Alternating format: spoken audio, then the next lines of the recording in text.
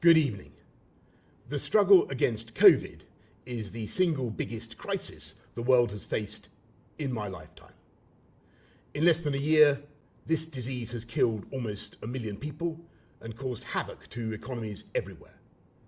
Here in the UK, we mourn every person we have lost and we grieve with their families. And yet I'm more certain than ever that this is a struggle that humanity will win, and we in this country will win. And to achieve what we must, I want to talk to you directly tonight about the choices that we face, none of them easy, and why we must take action now. I know that we can succeed because we have succeeded before. When the sickness took hold in this country in March, we pulled together in a spirit of national sacrifice and community. We followed the guidance to the letter. We stayed at home, protected the NHS, and saved thousands of lives. And for months, with those disciplines of social distancing, we've kept that virus at bay. But we have to acknowledge that this is a great and freedom-loving country, and while the vast majority have complied with the rules, there have been too many breaches, too many opportunities for our invisible enemy to slip through undetected. The virus has started to spread again in an exponential way. Infections are up, hospital admissions are climbing. We can see what's happening in France and Spain. And we know, alas, that this virus is no less fatal than it was in the spring, and that the vast majority of our people are no less susceptible. And the iron laws of geometrical progression are shouting at us from the graphs that we risk many more deaths, many more families losing loved ones before their time. And I know that faced with that risk, the British people will want their government to continue to fight to protect them, you. And that's what we're doing night and day. And yet the single greatest weapon we bring to this fight is the common sense of the people themselves, the joint resolve of this country to work together to suppress COVID now. So today I set out a package of tougher measures in England. Early closing for pubs, bars, table service only, closing businesses that are not COVID secure, expanding the use of face coverings, new fines for those that fail to comply, once again asking office workers to work from home if they can, while enforcing the rule of 6 indoors and outdoors. A tougher package of national measures combined with the potential for tougher local restrictions for areas already in lockdown.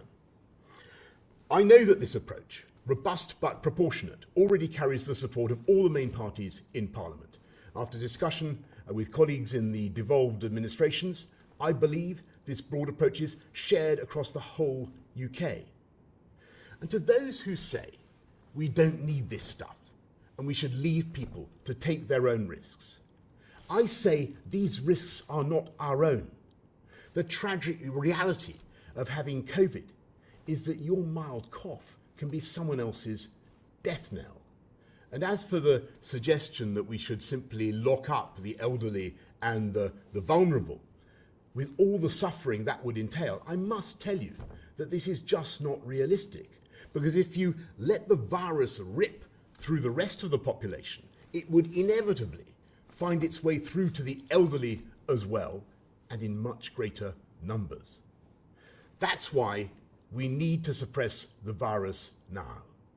And as for that minority who may continue to flout the rules, we will enforce those rules with tougher penalties and fines of up to £10,000. We will put more police out on the streets and use the army to backfill if necessary. And of course, I'm deeply spiritually reluctant to make any of these impositions or infringe anyone's freedom.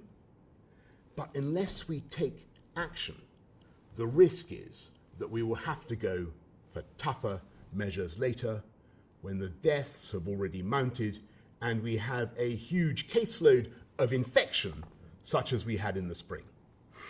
If we let this virus get out of control now, it would mean that our NHS had no space, once again, to deal with cancer patients and millions of other non-COVID medical needs. And if we were forced into a new national lockdown, that would threaten not just jobs and livelihoods, but the loving human contact on which we all depend. It would mean renewed loneliness and confinement for the elderly and vulnerable, and ultimately it would threaten once again the education of our children. We must do all we can to avoid going down that road again. But if people don't follow the rules we've set out, then we must reserve the right to go further. We must take action now, because a stitch in time saves 9. And this way, we can keep people in work, we can keep our shops and our schools open, and we can keep our country moving forward while we work together to suppress the virus. That is our strategy.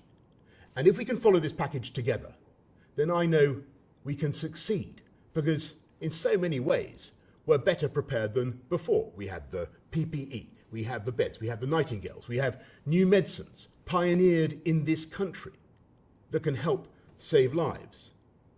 And though our doctors and our medical advisors are rightly worried about the data now and the risks over winter, they are unanimous that things will be far better by the spring, when we have not only the hope of a vaccine, but one day soon, and I must stress that we're not there yet, of mass testing so efficient that people will be able to be tested in minutes so they can do more of the things they love. That's the hope, that's the dream.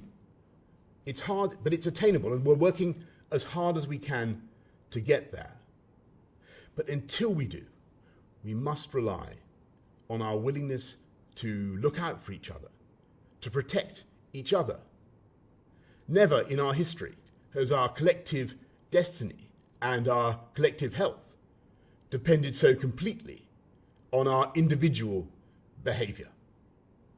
If we follow these simple rules together, we will get through this winter together. There are unquestionably difficult months to come, and the fight against COVID is by no means over.